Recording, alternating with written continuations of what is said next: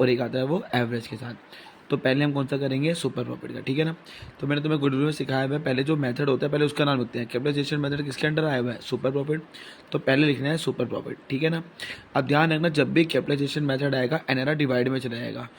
अगर तुम्हें याद हो, मैंने पिछली वीडियो जब कराई थी जहाँ पे सुपर प्रॉफिट मेथड कराया था, तो वहाँ पे भी एनआरआर का रोल था। तो एनआरआर वहाँ मल्टीप्लाई में जाता रहा, पर जब कैपिटलाइजेशन मेथड होगा तो एनआरआर डिवाइड में जाएगा। तो देखो, पहले मैंने मेथड का नाम लिखा और कैपिटलाइजेशन था, एनआरआर कहाँ चला गया, डिवाइड में, ठीक है ना। तो ये सब चीज़ें मैंने तुम्हें सुपर प्रॉफिट के मेथड वाली वीडियो में सिखा दिया था। तो सुपर प्रॉफिट का फॉर्मूला क्या होता है, एवरेज प्रॉफिट माइनस में नॉर्मल प्रॉफिट। अब चेक कर लेते हैं। इलस्ट्रेशन नंबर 21 है, जिसके पास है ठीक है, वरना वो स्क्रीनशॉट मारेगा। यहाँ लिखा हुआ है एवरेज प्रॉफिट कितना दिया हुआ है, 1.5 लाख। और नॉर्मल प्रॉफिट मैंने तुम्हें फॉर्मूला बताया हुआ था पिछली क्लास में, कैपिटल एम्प्लॉयड इनटू में एनआरआर। आगे बढ़ते हैं। अच्छा, मैंने तुम्हें बताया था जब भी एसेट गिवन होगी, क्या गिवन होगी, ये कंफर्म होता है कैपिटल एम्प्लॉयड गिवन नहीं होगा तो इसका मतलब कैपिटल एम्प्लॉयड मुझे निकालना होगा। और मैंने सुपर प्रॉफिट वाली वीडियो में बताया था कैपिटल एम्प्लॉयड का फॉर्मूला क्या होता है, जब एसेट गिवन होती है तो total asset minus external liability. Liability का होना जरूरी नहीं होता, अगर होगा तो ठीक है, वरना लाइबिलिटी 0 माइनस कर देंगे। तो फिलहाल कैपिटल एम्प्लॉयड नहीं होगा। देखो मैं पूरा क्वेश्चन पढ़ भी लेता हूँ। एसेट कितनी है, 14 लाख। एक्सटर्नल लाइबिलिटी कितनी है, 4 लाख। कहीं पे भी कैपिटल एम्प्लॉयड नहीं है तो कैपिटल एम्प्लॉयड निकालनी पड़ेगी। एसेट गिवन है तो टोटल एसेट माइनस में एक्सटर्नल लाइबिलिटी। टोटल एसेट दी हुई है 14 लाख और एक्सटर्नल लाइबिलिटी दी हुई है 4 लाख। तो ये कितना आ गया, 10 लाख। ये मिला है कैपिटल एम्प्लॉयड। अब कैपिटल एम्प्लॉयड को यहाँ पे यूज़ करा 10 लाख, और क्वेश्चन में एनआरआर जो दिया हुआ है वो दिया हुआ है 10%। तो 10 लाख का 10% कितना होता है, 1 लाख। ऊपर ले जाऊँगा 1 लाख माइनस, तो मेरा सुपर प्रॉफिट कितना आ गया, 50। अब इस फॉर्मूले को यूज़ करूँगा। सुपर प्रॉफिट है 50, एनआरआर है 10, ये आ गया इनटू में 100। एक जीरो कट गई तो तुम्हारा आंसर आ गया 5 लाख। तो ध्यान रखना, अगर कैपिटलाइजेशन मेथड नहीं आता तो नंबर ऑफ़ ईयर परचेज आता है गुडविल के फॉर्मूले में, बट कैपिटलाइजेशन मेथड है तो फिर नंबर ऑफ़ ईयर परचेज नहीं आता, फिर एनआरआर आता है। तो देखो गुडविल के फॉर्मूले में एनआरआर है, नंबर ऑफ़ ईयर परचेज आएगा तो वो मल्टीप्लाई में जाता है, एनआरआर आएगा तो वो कहाँ जाता है, डिवाइड में, ठीक है ना। चलो एक क्वेश्चन इसका मैंने दिखा दिया। अब इसमें कुछ नहीं था, बस फॉर्मूला यूज़ करना था। सुपर प्रॉफिट मैंने सुपर प्रॉफिट की वीडियो में बता दिया था कैसे निकालते हैं। नॉर्मल प्रॉफिट भी वहाँ सिखाया था, कैपिटल एम्प्लॉयड के 2 फॉर्मूले सिखाए थे, वो भी मैंने वहाँ पे बता दिए थे। अब आएगा capitalization method of average profit. तो देखो पहले तो कौन सा मेथड बोला, एवरेज, तो मैंने वही लिखा। अब कैपिटलाइजेशन था तो नंबर ऑफ ईयर परचेज नहीं आएगा, एनआरआर आएगा, और वो भी कहाँ जाएगा, डिवाइड में, इनटू में 100। बस यहाँ पे एक चीज़ इन दोनों में फ़र्क देख लो, यहाँ पे मैंने माइनस और कुछ नहीं करता, बस यहाँ पे माइनस कैपिटल एम्प्लॉयड आता है तो गुडविल का पूरा फॉर्मूला बनेगा। इसमें जो एक्स्ट्रा वर्क है वो ये है कि मैंने एक एक्स्ट्रा चीज़ माइनस करी है, वो है कैपिटल एम्प्लॉयड। मैंने यहाँ कुछ माइनस नहीं करी, यहाँ पे सिर्फ यही फॉर्मूला होता है, यहाँ पे एक एक्स्ट्रा चीज़ है। अब एवरेज तुम्हें आता ही है, तो देखो एक मिनट। इलस्ट्रेशन नंबर 18 कह रहा है a firm earn 60,000 as profit. देखो अगर एक ही प्रॉफिट दिया हुआ है तो उसी को एवरेज बोलते हैं, ठीक है ना। तो एवरेज कितना दिया हुआ है, 60,000। तो ज़रा यूज़ करते हैं 60,000।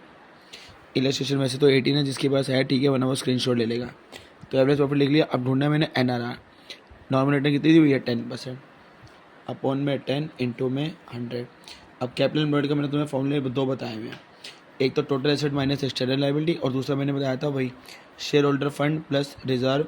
वो जो रिजर्व कह रहा हूँ, कैपिटल एम्प्लॉयड का मतलब है कौन कौन पैसे लगाता है, शेयर होल्डर, डिबेंचर होल्डर और बैंक लोन। अब क्वेश्चन में देखता हूँ एसेट गिवन है कि नहीं। तो जब मैंने क्वेश्चन पढ़ना चालू करा तो मुझे एसेट दिख गई, तो कौन सा फॉर्मूला लगाऊंगा, जो मैंने यहाँ बताया था, टोटल एसेट माइनस में एक्सटर्नल लाइबिलिटी। तो देखिए टोटल एसेट कितनी दी हुई है, 7,20,000, 7,20,000। लाइबिलिटी दी हुई है कितनी, 2,40,000। तो ये आ जाएगा 4,80,000, ठीक है जी। यहाँ पे माइनस हो जाएगा 4,80,000। एक ज़ीरो से एक ज़ीरो गया तो 60 इंटू 10 कितना होता है, 6 लाख। 6 लाख माइनस 480, तो गुडविल कितनी आ गई, 1,20,000। तो देखो इसमें और इसमें फ़र्क देख लो भाई, अगर सुपर प्रॉफिट में आएगा तो सुपर प्रॉफिट, एवरेज में आएगा तो एवरेज। अब यहाँ और कुछ एक्स्ट्रा माइनस नहीं होता, यहाँ पे क्या एक्स्ट्रा माइनस करा, कैपिटल एम्प्लॉयड, ये ध्यान रखना। अब एक क्वेश्चन है ये भी ध्यान रखना कि देखो जब तुम अगर एक बार बस ये देख लेना, ये दिखने में ऐसा लग रहा है पर बिल्कुल सिंपल ही है, ठीक है ना। देखो अगर कैपिटल एम्प्लॉयड में टोटल एसेट गिवन ना हो तो पूरी बुक में और कोई क्वेश्चन तो नहीं है, बस एक ही वाला है जहाँ पे कैपिटल एम्प्लॉयड निकालना है पर एसेट गिवन नहीं है। तो जब एसेट गिवन नहीं होती, मैंने सुपर प्रॉफिट की वीडियो में डाला हुआ है, तो फॉर्मूला होता है share holders plus shares capital plus debenture holders plus bank loan. तो देखो इधर ये लिखा हुआ है देयर फिक्स कैपिटल। अब देखो शेयर कैपिटल का मतलब होता है मालिक का पैसा, ठीक है ना। तो देखो अगर यहाँ कैपिटल बैलेंसेस दिए हुए हैं पार्टनर्स के तो वो मालिक के तो पैसा होता है, तो कैपिटल बैलेंसेस जो हैं वो प्लस होंगे। 6 लाख और ये 4 लाख, ठीक है ना। तो 6 लाख प्लस 4 लाख कितना हुआ 10 लाख। फिर आगे लिखा था करंट अकाउंट के भी बैलेंस है, तो चाहे फिक्स कैपिटल हो चाहे करंट हो सारे प्लस होते जाएंगे। और क्रेडिट लिखा हुआ है तो मैंने तुम्हें अकाउंट में सिखाया हुआ है, क्रेडिट होगा तो प्लस, डेबिट होगा तो माइनस। तो 6 और 4 10 हो चुके थे, और भी आ गए 4 14 और एक और 5 आ गया, 14 और 5 19। फिर मैं आगे बढ़ा तो मैंने देखा जनरल रिजर्व भी दिया हुआ है। तो शेयर होल्डर फंड का पार्ट ही होता है, तो जब फॉर्मूला होता है share holder fund plus debenture holder plus bank loan, तो शेयर होल्डर फंड में रिजर्व एंड सरप्लस भी आता है। और मैंने तुम्हें चेंज इन पीएसए में सिखाया था टॉप 2 वाला है, टॉप 2 का बैलेंस क्या होता है क्रेडिट, तो ये भी प्लस होगा। तो देखो उन्होंने सब कुछ प्लस कर दिया, तो यहाँ से क्या निकाला उसने कैपिटल एम्प्लॉयड। तो एक बार बस इस क्वेश्चन में पूरा मत करना, बस कैपिटल एम्प्लॉयड निकाल लेना। कैपिटल एम्प्लॉयड में सब कुछ आता है, कैपिटल बैलेंसेस भी आते हैं और करंट अकाउंट के बैलेंस भी आते हैं।